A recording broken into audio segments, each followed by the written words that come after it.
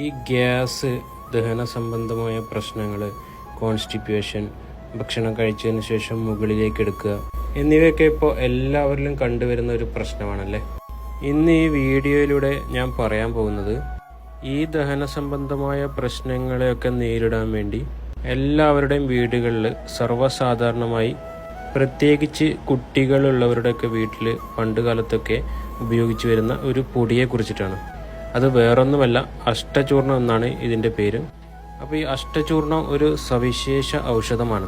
കാരണം നമ്മുടെ വീട്ടിൽ കോമൺ ആയിട്ട് കിട്ടുന്ന ഒരു 8 ഔഷധങ്ങൾ ചേർന്നിട്ടുള്ളതാണ് ഈ അഷ്ടചൂർണം. ഇതിലെ മെയിൻ ഇൻഗ്രീഡിയൻ്റ് എന്ന് പറയുന്നത് കായമാണ്.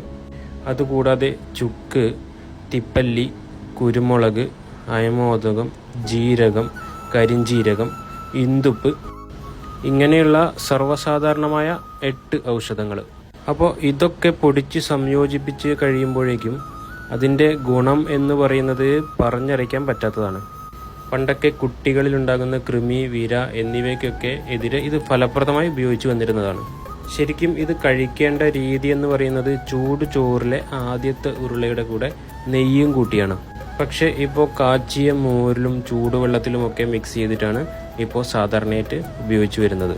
അപ്പോൾ ദഹന സംബന്ധമായ പ്രശ്നങ്ങളിൽ മാത്രമല്ല, വയറ് സംബന്ധമായ ഒരുപാട് പ്രശ്നങ്ങൾക്ക് ഇത് ഉപയോഗപ്രദമായ ഒരു പ്രൊഡക്റ്റാണ്.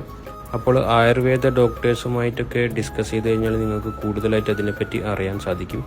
അപ്പോൾ നമ്മളുടെ അജ്മാലിലുള്ള കോട്ടക്കൽ ആയുർവേദശാലയുടെ സ്റ്റോറിൽ പ്രൊഡക്റ്റ് അവൈലബിൾ ആണ്. കൂടുതൽ വിവരങ്ങൾക്ക് പ്രൊഫൈലിൻ്റെ താഴെയുള്ള വാട്സപ്പ് ലിങ്കുമായിട്ട് ബന്ധപ്പെടുക.